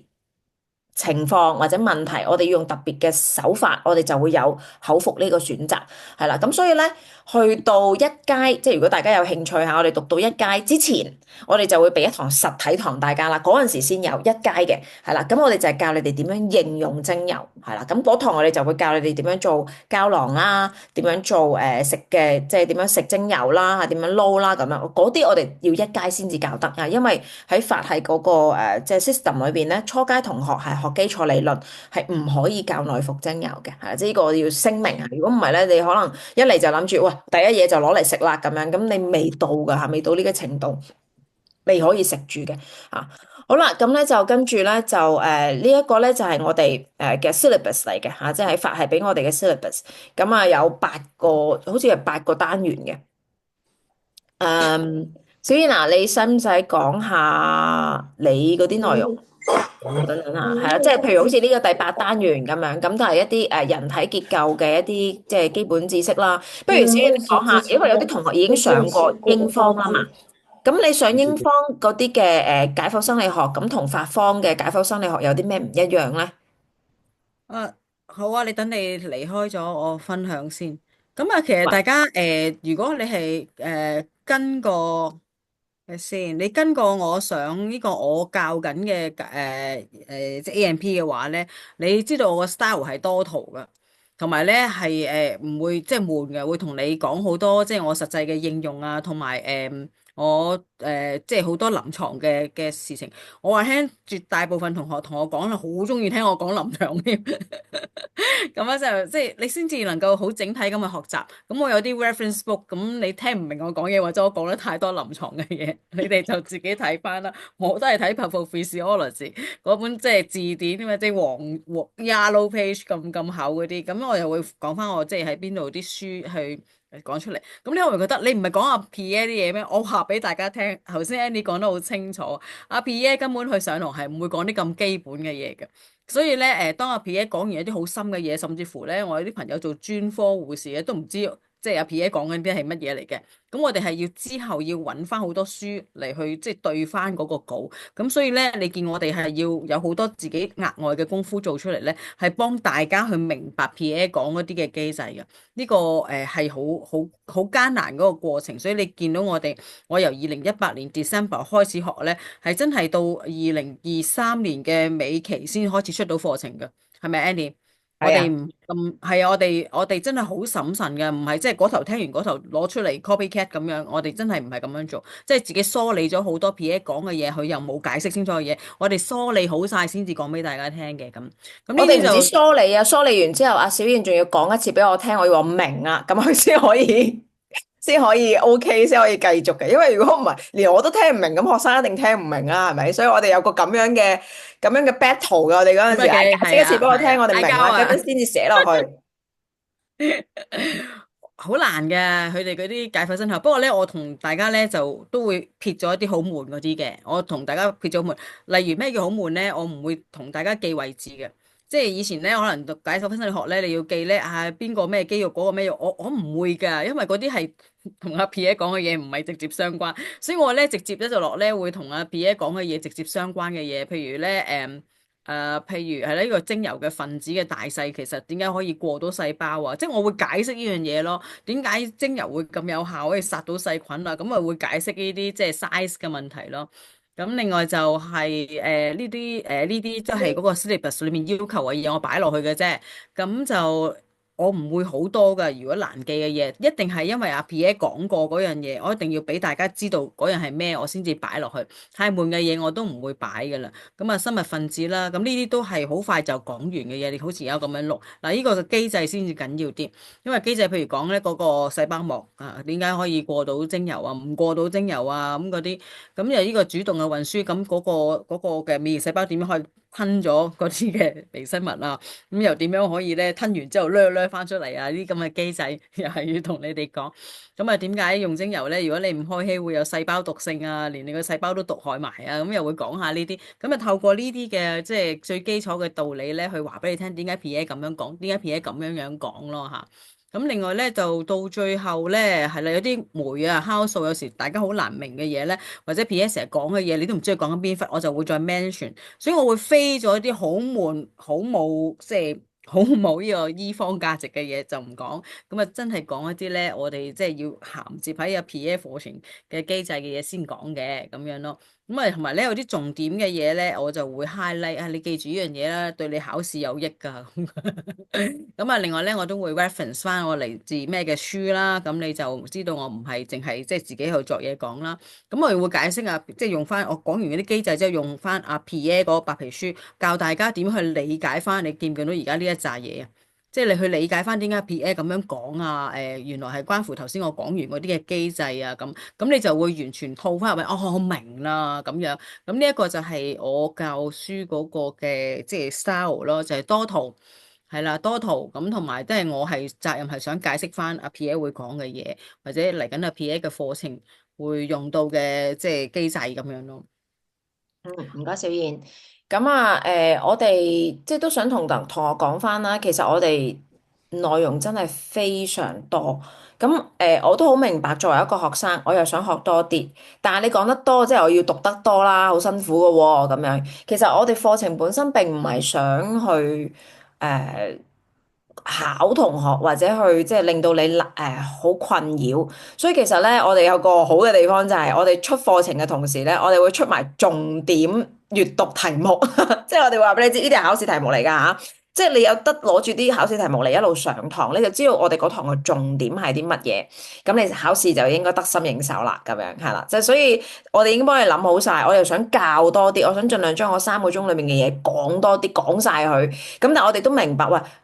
如果以我哋講嘢嘅速度講3粒鐘咧，其實係好多嘢，我哋講嘢可以好快嘅。咁所以咧，我哋就覺得啊，咁倒不如大家都冇咁難做啦嚇。我哋可以講多啲，但係我哋又話俾你知重點係啲乜。咁你讀嘅時候咪容易好多咯嚇，你咪好容易攞到個重點喺邊咯咁。所以大家唔需要太擔心嚇。好啦，咁啊，跟住就到我嗰部分咯喎嚇。咁我嗰部分咧，其實咧就係主要係精油嘅部分啦。咁我都即係準備咗我哋其中一堂嘅筆記俾大家望下。咁啊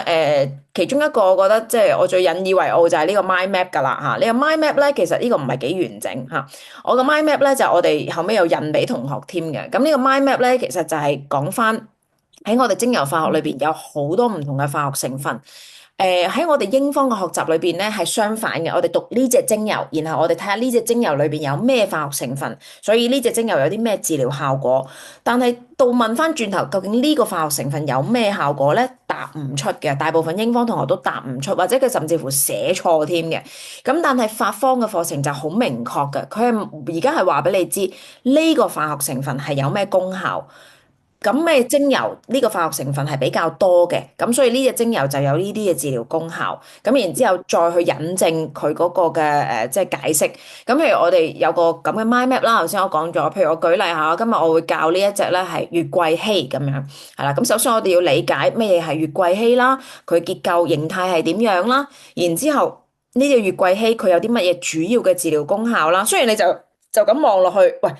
咁同英方筆記冇分別啫，都係寫晒出嚟抗炎啊、抗癌啊、抗分解啊、抗色素咁樣，都係照讀嘅啫。但係其實後邊我哋要解釋嘅，我哋會話俾你知乜嘢叫做黑色素啊，嚇點樣可以抑制黑色素啊？佢個黑色素嘅形成係點？所以其實喺我哋教精油嘅過程當中，我哋亦都配合翻我哋嘅一啲生理機制。當然啦，有一啲我覺得喂要好長時間去解釋，我會話俾你知，你睇翻小燕嘅內容啦，因為一定我同佢溝通過，我會話俾小燕知，喂，小燕我嚟緊會教呢啲嘢喎，你可唔可以幫我喺你嗰堂裏邊即係講多少少？咁我講嘅時候咪輕鬆啲咯，我咪唔使花咁多時間去講呢啲生理機制嘅嘢咯。咁但係去到有一啲特別嘅，我會再即係重複咁樣講，就會話翻俾大家知，哦，原來黑色素係咁樣形成嘅。咁所以我哋所謂精油可以去斑美白個原因就係佢可以做到一個抗黑色素，可以抑制個酪氨酸酶嚇。咁你就知道究竟佢點解可以做到去斑嘅功能啦。咁樣咁。究竟呢一個化學成分佢有啲咩精油係叫做多嘅咧？咁我哋又會有個咁樣嘅即係 chart 話俾你知啊，最多就係粉紅胡椒有幾多個 percent，跟住芬綠香有幾多個 percent 咁。咁所以我哋其實學法係咧一樣嘢好清晰嘅就係，如果我手頭上今日冇粉紅胡椒，咁點算啊？喺英方裏邊你冇咗嗰隻精油就冇噶咯喎。咁但係法係唔係嘅，你只要知道嗰隻精油有咩化學成分，你可以揾另一隻精油去代佢，係啦。呢個就係我哋真係要叫做。玩精油玩到出神入化就應該要係咁，你要好熟，然之後你要明白冇嘢係唔可以代替佢。當然有一啲係真係唔可以代替嘅嚇，得一隻代表精油嘅啫，咁冇計啦，係咪？咁但係如果有其他類似呢一啲咁樣嘅咧，其實佢係可以代替嘅嚇，可以換落去嘅。如果你真係冇嘅話，又或者咁諗，如果我幾隻都一齊用，咁咪令到個效果可以加強咯，係啦。即係我哋去諗配方嘅時候，我哋就會咁樣去到即係思考呢一啲嘅精油嘅特別嘅地方。咁當然啦，因為呢一隻係我哋譬如芬綠香，咁係佢嘅代表作嚟嘅，咁我哋就會講下芬綠香呢隻精油有有啲咩特點啊，有啲咩可以用嘅地方啊咁。其實好多時候咧，有啲人用精油咧，其實係一知半解。我甚至乎最近喺網上面見到有人介紹薰鹿香，佢話呢個就係個滴眼淚，係啦，咁就好有效啦。但係其實薰鹿香精油係有兩種，係有兩個唔同嘅產地，而呢兩個唔同嘅產地係由兩棵唔同植物嘅唔同部位做出嚟嘅，一個係樹枝，一個係樹葉，係啦。咁其實佢哋功效上係非常之唔同嘅。咁但係嗰啲人係根本唔知，咁唔知係咩原因咧？第一，佢根本就所有嘢都係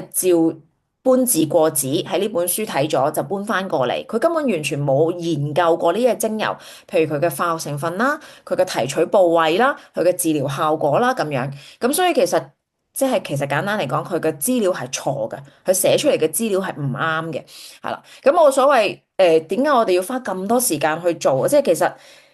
喺佢哋商議呢個課程嘅時候咧，我哋最大嘅困難咧就係好難將共爺嘅咁多散收嘅資訊，點樣可以有系統咁樣去整合，然之後再 present 翻出嚟。咁所以咧，我即係呢個咁樣嘅形式係我哋諗出嚟嘅嚇。咁啊，講完精油之後，我話翻俾大家知，呢個就係佢嘅化學成分啦，係啦。如果你見到有一隻另外一隻叫薰鹿香，但係佢月桂烯成分裏邊係唔到20%嘅咁樣，咁其實好可能就唔係我講緊嘅呢一隻啦，唔係呢個品種啦，唔係呢個部位啦，係啦，即係就導致到佢嘅治療效果都唔一樣噶，因為佢根本冇咗呢個月桂烯呢個成分，係啦。好啦，咁我哋英方成日都講，我哋會睇 GCMS，但係問下所有英方嘅同學，你手頭上有睇過幾多份 GCMS 咧？可能根本你都未睇過。咁所以咧，我哋法系課程因為好重視化學成分，所以我會將法蘭貢實驗室嘅即係阿貢爺嗰個品牌啦嘅一個GCMS，我會攞出嚟同大家去到分析啦。我又會俾埋我哋代理嘅精油 Oshadi 嘅一個 GCMS 俾大家對比，即係我唔會話貢爺嗰啲好啲，定係 Oshadi 嗰啲好啲。我想俾呢兩個專業嘅牌子你哋去睇下，原來兩個咁專業嘅牌子，有時佢係一樣嘅，但係亦都有時候佢哋係唔一樣嘅。咁當唔一樣嘅時候，我哋應該點樣選擇咧？嚇，點樣先至係真係我講緊我想要嗰隻精油咧？咁所以我就即係我哋好多時間功夫就係花咗喺呢一度嚇，即係我哋每一隻精油我哋揾翻佢對應嘅 GCMS 係啦，然之後俾翻大家睇。咁然之後，呢個薰鹿香究竟佢又可以有啲咩嘅治療功效咧？咁當然啦，我哋都要解釋，譬如話咩叫抗炎啊？好似頭先小燕咁樣講，抗炎都有好多唔同嘅方法。我哋人係非常之複雜嘅。當我哋要做抗炎嘅時候，其實有 N 咁多條路可以行下去到做到同一個目的嘅。咁所以阿共爺講嘅時候咧，就跳線嘅。一時又講 A、B、C 呢三個，有時講 D、E、F 嗰三個，只要你上少一堂，你都 get 唔到嘅。咁所以我哋聽少一句都 get 唔到。冇錯，所以我哋係大包圍，咩班都上嘅。我哋嗰陣時係基本上咧，阿共爺應該都認得我哋㗎啦，即係因為嚟嚟去去都係我哋幾個啊，全部都上晒咁樣。咁所以咧就我哋你而家見到嘅呢啲筆記，其實我哋係綜合咗我數過㗎啦，我哋上咗阿共爺堂差唔多40堂㗎啦，40堂每日係4個 full day 嘅。咁你諗下，我哋上咗幾多？咁樣去到歸納整理出嚟嘅，係啦。咁另外咧就係、如果你淨係睇上面呢啲，你都可以話喂，佢講嘅啫，係咪？我當時上香薰治療跟共爺上，我都係覺得你講嘅啫，你講唔一定係真噶嘛，係咪先？所以咧，我哋又花啲時間揾翻啲 research 出嚟。係啦，咁所以咧，其實我哋法係點解我哋話係咁精準同埋咁學術嘅咧？原因就係我哋係真係揾翻晒所有阿公爺輕輕提到嘅嗰啲 research，我都揾翻佢出嚟，係甚至乎佢冇提到嘅，我都覺得，譬如好似我要揾翻呢一個薰鹿香，佢點解可以做到抗炎？有乜數據支持佢呢一個論點？我都揾翻呢啲 research 出嚟。當然我揾唔晒啦，咁但係起碼我有幾篇都可以 support 呢一樣嘢嘅，咁起碼大家都心中有數，你會知道我哋而家教緊嘅嘢唔係我齋噏嘅，係啦，即係唔係好似英方，即係我唔係話英方唔好嚇，即係唔係好似英方咁樣就咁寫晒出嚟，係啦，而係有得解嘅。英方冇時間解啊，我想講。唔係我哋唔想解，係冇時間解。咁所以點解你要上完英方，我哋再上法方咧？就係英方要講嗰啲基礎嘢講晒啦，我哋就有時間去解啦嚇，咁樣係啦。咁所以咧就呢度即係我唔會再同大家即係深入睇㗎啦嚇，即係大致係咁樣係啦。咁然之後我哋又會講下點樣用啦嚇，有咩途徑可以用啦嚇，係咪可以食啦？之前你哋話即係食精油咁，其實唔係個個情況我哋都會食㗎，係真係按個別情況有需要先食嚇，甚至乎公爺成日佢嘅金句就係、你冇事唔使用精油㗎。係咪先？你冇病唔使用㗎，其實係啊，唔係話攞嚟即係攞嚟咩保健啊咁樣。其實你冇病冇痛係唔使用精油㗎，係啦。咁而供爺咧，亦都有一啲獨家配方，係啦，喺上堂嘅時候俾我哋嘅。咁我都將呢啲配方咧係整理好寫翻出嚟。我都知道有啲同學係好想要配方嘅。我哋英方以前就唔係好興俾配方啦嚇，即係盡量都希望你了解精油啦。咁但係因為而家阿貢爺係講得好清楚啦，呢一個嘅精油佢有啲乜嘢，譬如佢有消炎嘅效果，所以佢可以對一啲疼痛有幫助。咁佢咁樣講嘅時候就好順理成章，你明白呢一個 recipe 點解咁樣用油，甚至乎喂，就算今日阿貢爺話俾你知，我咁樣用，但我冇隻芬綠香喎，但係你睇翻頭先嗰個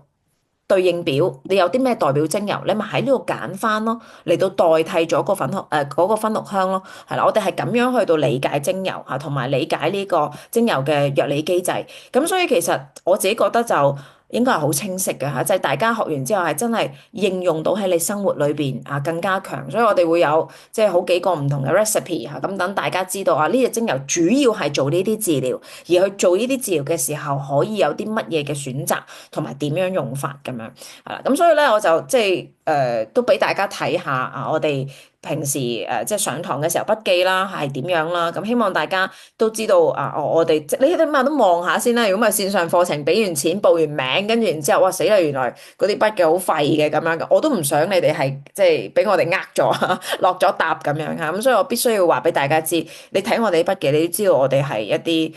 認真嘅製作啦嚇。即係咁可能唔係完美嘅，講真，因為我都頭先講過啦，阿公爺啲嘢突然間爆一句出嚟，咁可能我又要加噶啦，就唔 update 噶啦嗰啲資料係啦。咁但係我喺我哋嘅能力裏邊，我覺得我哋都已經將我哋差唔多40個課程去整理歸納，尤其是我講個精油呢一部分啦嚇，係啦。咁咧就所以都但凡嗰40個課程裏邊，公爺有講過嘅，其實我寫到嘅都寫晒落嚟嘅啲 recipe，基本上係啦。咁所以咧就我哋即係筆記就大致係咁樣。好啦，咁啊，跟住咧，我哋又翻去頭先，我哋繼續講我哋嘅課程，因為頭先即係拆開咗少少嚇，就同大家講下我哋啲即係上堂嘅兩部分啦，一部分係阿小燕嘅解剖生理學啦，另外一部分就係我嘅即係精油嘅講解啦，講扣效關係啦咁。好啦，咁跟住落嚟咧就係呢度係我哋初階嘅內容係啦。咁其實咧佢係用化學成分嚟對應精油嘅，所以咧。喺阿貢爺嘅嗰啲教學裏邊咧，佢會覺得呢個化學成分就會有一隻代表精油，係啦，咁我哋就會教呢啲代表精油。咁你可以望下，其實呢啲代表精油咧，應該唔係你熟悉嘅英方精油嚟嘅，係啦，唔係你哋熟悉嘅英方精油。咁點解我要即係我第一日上法系嘅時候咧，我有感覺。哇，貢爺你專登搞啲我哋唔識嘅精油，搞到我要重新買過晒嗰啲精油。而嗰陣時最大嘅問題咧，就係呢啲精油好難買，根本上都買唔到我哋係啦。咁我就會覺得係咪你焗我哋一定要買你嗰啲馬達加斯加嗰啲啊？樣樣都馬達加斯加啊咁。咁但係後尾睇翻咧，你會發覺，咦，原來佢有佢道理。個原因就係咧，譬如呢啲精油芬綠香，其實好少精油有月桂烯呢個成分，就係佢介紹嘅嗰啲仙油。咁所以而家變成我哋嘅常用油啦嚇，即係呢啲法系精油已經成為我哋嘅常用油。咁所以我哋揀呢啲精油嘅原因咧，另外一個選擇嘅即係因素咧，就係我唔希望同學學完英方之後嚟到讀法方，又係讀嗰啲精油。即係又係讀下薰衣草啊，又係玫瑰啊，又係檸檬啊，又係嗰啲係啦，我又唔想係啦，咁所以我就專登揀一啲喺英方裏邊同學可能少接觸係啦，或者未見過嘅精油係啦，咁所以你上我哋法方嘅初階嘅時候，你唔好覺得會同英方有好大幅度嘅重疊，你基本上可能得幾個 percent 嘅重疊嘅啫，我覺得係好少好少好少，係一啲全新嘅內容嚟嘅啊，咁所以呢個可以話俾大家知先。好啦，咁我哋咧基本上今日咧就介紹到呢度，就係我哋成個課程嘅課程結構啦，係啦，即係同埋我哋嘅協會嘅一啲簡介啦，法系芳療嘅運作啦，咁想問下你哋有冇問題啊？有冇嘢想問我哋幾位啊？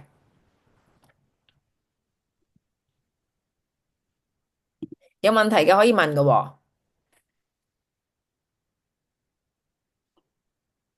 你可以開咪問，亦都可以喺個 chat box 嗰度打出嚟，係啦。當然啦，如果你冇問題嘅話咧，大家都可以留低二玲嘅電話啦，係啦，咁啊，你如果需要報名咧，就盡快揾二玲啦。記得我哋嘅 Early Bird 優惠咧係去到3月31號，咁但係越早報名就越好啦，當然嚇，即係對於我哋做課程嘅人嚟講，都需要鼓舞㗎，即係你哋早啲報名，即係話俾我哋知啊，有同學有需求啦。咁因為其實而家我同阿小燕咧，都喺度 update 緊我哋啲課程筆記啦，係啦，咁我哋都希望即係如果可以早啲做完嘅，咁就可以即係報咗名嘅同學，我哋就可以早啲去，即係如果你要我哋幫你印，可以早啲俾筆記你哋啊，咁樣。咁所以咧，大家可以即係如果你確定已經報名啦，咁可以早啲話俾阿二玲知嚇，向佢報名，係啦。有啲同學有問題我喎，想問一問啊，係點講？我想問一問，其實嗰個你係想講 NAHA Level One 定係 Level Two 先至可以報到你而家呢個 course 㗎？你係出邊讀嘅係咪啊？定係喺我哋係學校讀㗎？出邊。出邊讀，其實我哋 NAHA 一都 OK，我哋只係希望你有個基礎嘅啫。哦，清楚，唔該係啦，晒。即係如果你有 NAHA 二咁啊 OK 最好啦，係啦，咁你哋 NAHA 一嘅都 OK 噶啦。我哋又唔想將條線 set 得太高，所以 NAHA 一都 OK 啦吓，係啦。咁啊另外有同學問 online NANA 幾耐有得睇？哦，online 嘅 NAHA 係咪啊？NAHA 幾耐有得睇？我哋預咧係4月，係咪4月啊？4月頭就有得睇啦。係啦，其實NAHA 咧其實係大約30個鐘嘅錄影時數啦，我哋計過係啦。咁就我哋因為嗱，其實 NAHA 係有一個困難喺度咧，就係如果太少人係小白，咁我哋其實咧就真係白錄嘅嗰個 NAHA。咁但係問題咧係。我哋都教咗好多次啦，應該都唔難㗎。我同小燕商量過，咁所以咧，最好，如果你係真係小白，你覺得你都可以報完個 NAHA，然之後先再報嘅，咁我哋都 OK 嘅啦。如果係有讀過 NAHA 一嘅同學咧，我哋喺個學費度咧係會俾8折優惠你嘅。係啦，咁但係你如果係因為你係小白啊嘛，所以你要讀我哋嘅 NAHA 一，咁 NAHA 一嘅學費咧係幾多啊？二零嘅7800係咪啊？好似係啦，7800蚊係啦，即係話你要讀咗個 NAHA 一7800，跟住然之後再加我哋俾 NAHA 一嘅嗰個課程優惠就係14800嘅8折咁樣咯，係啦。咁你如果要讀 NAHA，你要早啲話，即係早啲報名，因為我同阿小燕都要錄嘅，係啦，即係我要另外錄呢個 NAHA 一嘅課程，咁然之後再擺喺個平台上面俾大家去到收看，係啦。咁所以我哋係會有呢一個 option，同埋係應該4月頭會上線嘅，係啦。如果個 NAHA 課程好啦，跟住咧就考試係咪都係線上考試？係，而且係選擇題，係啦。咁大家就冇咁擔心啦，係啦，選擇題嚟嘅，係啦。咁就不過係要有70%先至叫合格嘅，係啦。咁啊跟住就係有冇 assignment 同埋 test 係冇嘅，好開心啦，冇嘅，冇自我律程度要好高嘅。冇 assignment 冇 test 係啦。如果你完全冇香薰治療嘅 qualification，就好似我頭先咁講啦，你要先讀 NAHA 一係啦。咁你可以同我哋報個 NAHA 一嘅課程，跟住然之後再銜接落去，因為我哋法系嘅開課時間係4月28號，咁我哋就預你有4月1個月去到收睇呢一個 NAHA 一嘅課程，夠㗎啦，1個月係啦。因為我哋平時如果真係現場班咧係上5日 full day，係啦，咁所以應該係 OK 嘅，係啦，我哋計過晒數，係啦，咁所以我意思係話，如果你真係要讀嗰個 NAHA 一，要早啲話俾我知，如果唔係我哋兩個 hea 下，我哋就唔記得咗錄啦。如果我有人報嘅話，我哋就要喂快啲嗱聲錄咗佢咁樣，係啦。你上緊 PEOT 一齊上會唔會亂？PEOT 唔係嗰回事嚟嘅，IFA 嘅 PEOT 係咩精油治療師唔想得罪人，所以應該唔係嗰樣嘢嚟嘅，係啊，法係另一個世界，另一個境界吓。考試中文定係英文？中文，中文係啦，我哋係我哋共贏嘅筆記全部係法文嚟嘅，但係我哋上堂嘅筆記全部係繁體中文嚟嘅，咁考試都係繁體中文嚟嘅，係啦。讀完之後係咪得 attendance certificate？唔係，你哋除咗有應該咁講，你哋初階嗱，淨係初階，我哋一階要自己做翻啦。初階畢業嘅同學咧，我送埋個會員註冊俾你，係啦，我送埋個 FFAMD 法系嘅一個註冊俾你。咁幫你哋註冊咗之後咧，佢會寄翻張法系嘅證書俾你哋嘅。係啦，FFAMD 嘅初階嘅嗰個證書係啦，咁所以就唔係淨係我哋將 attendance 係我幫你註冊埋初階啊，淨係嚇，我就包你一個即係初階嘅註冊費，因為我哋都好鼓勵我哋啲學生係去註冊做一個法系芳療協會嘅會員嚇，咁所以你就會攞到佢哋嗰張證書。嗯，嗯， Ashley，我會教你嘅，你放心啦，Ashley，我一定會請問出教你。邊讀咗 IFA 學費會係幾多？如果 early bird 係9折，九折係啦。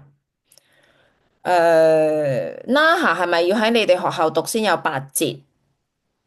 唔係，哦唔係喎，我哋嗰陣時係無論 NAHA 定係 IFPA，如果唔係我哋學校讀係九折，全部都係九折，係啦，全部都係九折，係啦。嗯，如果要買油去配合課程，可以點安排？你喺英國，英國就容易啦。係啊係啊，你望得㗎啦，係咯我會同，online 買，我會同 你買 Ashley 講。你買 Oshadi 又得，你買Pierre Francome Lab 佢都會寄英國㗎，係啊，好似郵寄，你方便過我哋添啊，應該係啊，係啊，唔使擔交心，稅啫嘛，不過係啊係。係啊，加少少啫，但係佢定價又平啲咧，係咪？定價又平啲咧，係啊。我去開發嗰陣時約埋你 Ashley。係啊，如果喺加拿大我就真係唔知咯。加拿大點算啊？加拿大有冇 Oshadi 咧？Oshadi 好似喺美國有，我記得美國有代理嘅，係咯。咁香港買油就梗係揾我哋啦。學校我哋係 Oshadi 代理嘛，係啦。咁但係法蘭貢實驗室嘅精油咧，我哋就唔係長期會擺貨喺度嘅，我哋係會幫同學一次過訂，係啦，即係團購咁樣嘅形式。係啦，呢啲都係後話啦。不過其實而家話就話，法系啲精油有啲即係難買啦。但係我講緊都係幾年前嘅事啦。即係而家越嚟越普及，因為真係越嚟越多人學法系啦，同埋越嚟越多貢爺嘅師生啦，都即係入呢啲嘅精油。同埋通常啲精油俾阿貢爺講幾講咧，就開始 popular 噶啦，就好多其他品牌都會入噶啦。咁但係當然啦，我希望大家明白係。精油呢一樣嘢咧，係同品牌掛鈎嘅，即係其實個個牌子佢啲 quality 都有啲唔一樣，即係你唔能夠淨係睇個名咁啊，粉紅胡椒咁樣，咁你就覺得全世界買嘅粉紅胡椒都一樣，就唔係咯嚇。即係如果大家有少少芳療嘅知識，你都應該明白。可唔可以上課之前買到啊？有啲難喎，都未學點買啊？係咯，即係你睇下咩我哋啲啲？同學。有啲精油，有啲精油咧，初階有啲精油都係本身德國嗰隻牌子有噶嘛，係啊係啊，即係呢啲容易啲咯。你喺如果你香港係Oshadi 你都 OK，咁其實我哋就已經有得賣㗎啦，係啦，我哋學係啊係啊，校有得賣，嗰啲就唔難嘅。係啊，嗰啲唔難嘅，嗰啲我哋長期有你貨，英國訂 Oshadi 都係容易嘅。係啊係啊，馬來西亞要買貢爺嘅精油，我哋都係團購嘅，係啦。係啊係啊，同阿 係啊，我哋都 Fairy 係嗰邊團購嘅，傾噶嘛。係啊，所以其實即係講真啦，如果以我哋教咗咁耐嚟計咧，其實如果淨係我哋從 GCMS 從數值上面去分析咧，其實 Oshadi 同貢爺啲精油差距唔遠嘅，係啊，即係當然我哋講緊係同等嘅比較啦，即係講緊同一隻精油，因為 Oshadi 咧佢有好多唔同嘅，譬如有啲係 organic 啊，有啲唔係 organic 啊，有啲係皮啊唔係葉啊咁樣，你要對正係同一樣嘢，咁其實佢哋個品質係好接近嘅。係啦，但係如果你話你對錯咗，咁啊唔係嗰樣嘢啦，係咪先？咁所以嗰個 GCMS 就會唔一樣咯。但係我都係建議你哋學咗點睇 GCMS 先咯嚇，即係當然你可能覺得我識睇啦咁樣，咁但係其實我唔知咧嚇，即係尤其是唔喺我哋學校度學嘅同學，可能接觸會少嘅睇 GCMS 係啦，咁所以就希望大家都唔使咁心急，即係我哋唔係為咗賣嘢啊，所以你慢慢嚟，你學咗先，學咗幾堂先係啦，你覺得真係有需要嘅就揾二拎啦，二拎會幫到你噶啦，係啦。二拎喺度就係幫你哋做呢啲，譬如買油啦，你要訂貨啦，係啦，咁你都可以揾二拎。咁如果真係好多同學覺得，喂，我想早啲知道即係團購阿貢爺啲精油，咁我哋都可以做到嘅，係啦。咁到時睇下睇下點啦，係啦，唔會話一定做唔到嘅。我哋都同我哋對上嗰批同學，我哋都有做到團購嘅。即係除咗 shopping 之外，你哋有冇其他問題？係啦，咁中意買油嘅大係咯，家，咁快就已經諗定。係啊，或者你屋企嗰支都得咧，英方讀英方嘅時候咧，啲同學通常係你諗，係咪包郵啊？嚇，即係或者係咪唔使買咁多油啊？而家我哋發係啲同學就即刻已經問，係咪可以訂油？不過咧，如果喺臨床應用上咧，我自己個風格都改咗嘅，因為咧有時 PA 講呢隻油，我都好擔心其他牌子做唔到個功效嘅。即係除咗對清楚之外咧，就直頭買 PA 嚟做，咁都有好多 magic 出嚟嘅。因為其實西醫係攞西藥嚟做治療，中醫係攞中藥嚟做治療。正所謂我哋啲醫科師係攞精油嚟做治療噶嘛，即係好緊要噶嘛呢樣嘢。嗯，係，hello，唔該，我想問一問，我係 Susanna，係，係係，我想問一問咧，嗱，因為要去一階先會有實習嘅機會啊，咁如果初階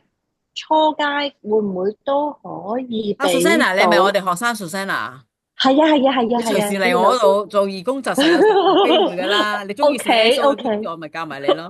我想誒，講咧，好簡單其實我哋個課程嘅設計咧，實習並唔係必須嘅，因為個實習係為 NAHA 三而設嘅，所以我哋亦都有我哋讀緊法系嘅同學，佢唔想攞 NAHA 三，佢係唔需要實習，因為本身法系係唔使實習嘅，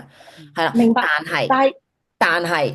你好想實習，你好想應用，我哋係啦，應用，有義工服務小隊，你知唔知道？嗯，係啦，我哋有即係我有有做百幾位裏邊嘅啦。義工喺裏邊做義工，你隨時歡迎入組，係啦，即係只要你係我哋 IFPA 學生，你隨時歡迎入組，隨時可以嚟做義工，係啦。不過有啲義工可能就需要一個簡單嘅培訓啦，係啦，咁但係你隨時都歡迎嚟入組嘅。明白。因為我覺得係學完之後喺應用上面都係好重要，咁所以點解我問呢個問題？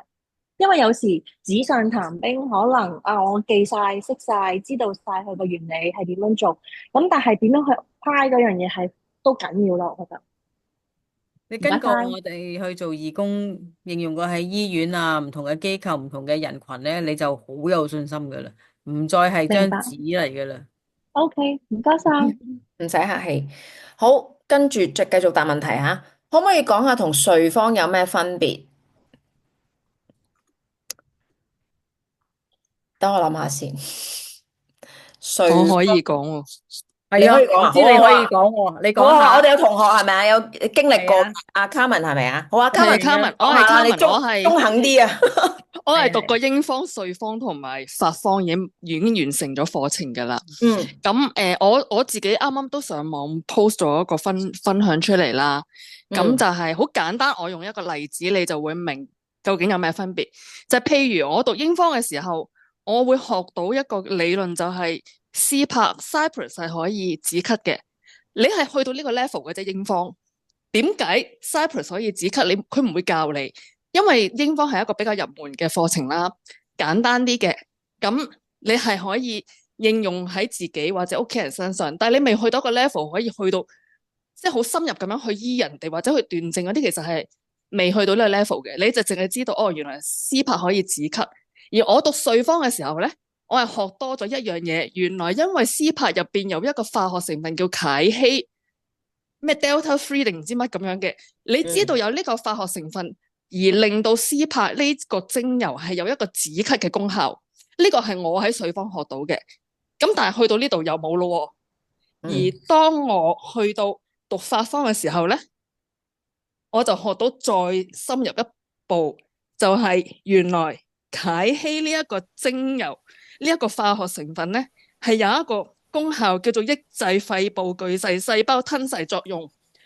當你知道原來呢一個化學成分有呢一個功效嘅時候，原來佢係對我哋呼吸道係有幫助，因而所以呢一隻精油，因為楔烯唔係好多精油有㗎，CPAP 係其中一種啦，而因為佢有呢一個成分，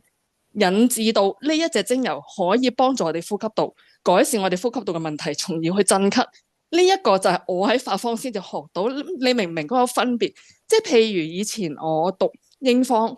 我一開始我就知道 peppermint 係可以止頭痛，我常用嘅呢個，我好中意用 peppermint 去止頭痛，因為好 work。但係你唔知點解，你淨係知道你喺英方學到嘅就係去到呢一個 step 嘅啫。而我讀瑞方嘅時候咧，我就知道原來因為 peppermint 入邊有一個銅嘅成分，有一個 ketone 嘅成分係可以令到我哋止痛嘅。而當你再去到法方嘅時候，你就會更加了解到，因為法方佢好多內容係關於我哋嘅生理機制，你就會知道原來透過我哋身體入邊嘅乜嘢路徑，令到呢一隻精油可以抑制嗰個，令到我哋會有痛楚嘅嗰啲身體入邊嘅一啲物質啊，嗰啲佢去抑制呢樣嘢嗰陣時咧，所以令到我哋可以止痛啦。呢一個去到咁深入嘅時候咧，係法方先教到你嘅，英方、瑞方都唔得。但我可以講，瑞方的而且確係比英方深入少少，就係嗰少少啦，就係學多咗少少化學成分。英方係只有單萜同單萜烯，你可以學到呢啲，但係單萜烯入邊有檸檬烯、有左旋、有右旋、有楔烯，有好多乜嘢烯嗰啲，其實英方係唔會教，去到瑞方佢會教。去到法方更加詳細話埋俾你聽，呢一個化學成分究竟實際喺我哋身上有啲乜嘢作用做到出嚟，因而可以做到呢一個功效，咁你就真係可以好深入咁樣去做到一個治療咯。我嘅分享就係咁多啦。我俾啲掌聲你先，好犀利啊！其實仲有個升華噶，卡文上次都冇時間同你講。其實咧，斯帕止咳啫，睇你咩咳啦。有痰嘅咳，阿 Pierre 話唔係用斯帕。當然要啦，咳啲痰出嚟啊！佢都係舉咗個簡單嘅例子俾我哋去係啊，理純粹一解。個好簡單，因係啊為如果我講太複雜，好多同學可能根本未讀過芳療，其實對佢嚟講根本理解唔到咯。我只係可以用一個好概括咁樣講俾你聽，呢三個體系我都真係讀過，我可以中肯啲咁樣講到個分別俾大家聽咯。唔該晒。好多好多好多。即係其實以用家身份嚟講咧，好過我哋係咯，即係喺度吹噓自己啦，係咪先？不過咧，我想講，我哋英方已經改晒噶啦，我哋有講成分噶啦，而家因為經歷咗我哋法系嘅洗禮咧，其實我哋都改過晒啦，我哋英方課程。因為卡文應該都係我哋，課程我諗都改到10年啦，係咪啊？卡文你讀我哋英方課程，我2017年畢業。係咯，明我哋改過晒啦，我哋英方課程我哋都講好多化學成分啦，而家不過當然都係冇解釋嘅，即係真係解釋唔到，解釋唔切咁多，係啊，咁但係就都真係嚟到法方先至真係可以正式咁樣解釋，同埋即係頭先阿卡文都講到，阿小燕都有補充咗啦，就係其實。聽落去好似哦都係咳，但係其實咳都仲有分好多種，係啦，我哋仲要解，我哋仲有解嘅，即係咩咳會用啲咩油，因為我哋要知道佢唔同嘅原因咁樣，咁所以呢度阿 Grace 都有提到法例係咪好似開藥咁，可唔可以咁理解？我哋有讀藥劑學嘅同學同我講，你哋仲深過啲藥劑嘅，即係你哋諗嗰啲嘢好似同即係我哋藥劑師諗嘅差唔多咁樣啊，其實係嘅，因為我哋當咗精油咧。嘅一啲，其實我哋有啲藥咧嘅主要化學成分，其實就係一啲植物提取嘅一啲主要化學成分，譬如喺南郊尤加利，佢有個成分係100胺油醇，其實喺德國係一隻註冊藥物嚟嘅，係要嚟做一啲呼吸系統嘅治療嘅，係啦，咁所以其實可以咁樣理解。當然啦，喺我哋執行上面係有啲困難，因為而家喺香港，其實你唔可以開嘢俾人食。你咁樣做係會犯法嘅，係啦，即係喺個 system 裏邊，喺醫療制度裏邊，係啦。咁但係我哋嘅理解會係咁樣，其實我哋好希望香薰治療有一日可以走入去醫院，真真正正嚇可以真係幫到一啲即係有需要嘅人去做治療。咁所以其實我哋去理解精油，就真係好似理解一啲藥入到身體嘅時候，佢個運作運轉機制係點樣？我哋會用咁嘅方向去到思考，去到諗精油咯，係啦。Wendy 問啊，我哋要讀毒理嘅，一階係要讀毒理學噶。毒理學即係同藥理學都係即係姊妹咁樣學咯。考試係咪揀其中一個時段？係，你揀是但一個得噶啦。跟住法方初階需要讀幾多隻精油？冇數喎，13堂好似13堂每堂2隻。其實佢唔係讀精油，係讀化學成分。佢讀化學成分嚇，佢同英方唔同，英方係用精油嚟行頭，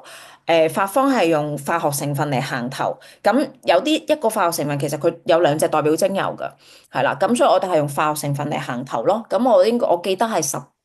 堂11堂好似係啦。咁每堂2隻，你預大約20隻精油咁樣咯，20個化學成分咁樣咯，係啦。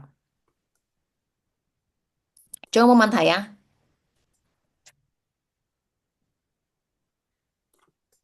冇。好啦，咁我覺得即係我哋都講到差唔多啦，係啦，都差唔多2個鐘啦，我哋用咗。咁啊，好多謝大家嚟即係參加我哋呢一個嘅課程簡介會啦。咁如果你對呢個課程有興趣，咁就盡快聯絡阿二玲啦，係啦，阿二玲嘅方法頭先一開始就已經留咗喺度。如果你揾唔翻，你可以咧係揾Facebook 係啦，即係如果你喺 Facebook 見到我哋嘅，你可以 Facebook 度留言都得嘅。我哋冇碌卡嘅，我哋要過數嘅，係啦，我哋淨係學費嗰度，我哋淨係收轉賬係啦，咁所以咧就我哋唔收卡嘅，係啦。好啦，咁我哋今日咧就嚟到呢度啦，咁希望咧遲啲喺線上見到大家啦，好嘛？OK，唔該晒，唔該晒小葉，唔該拜你，唔該晒拜，咁多位參加者，拜拜。拜拜。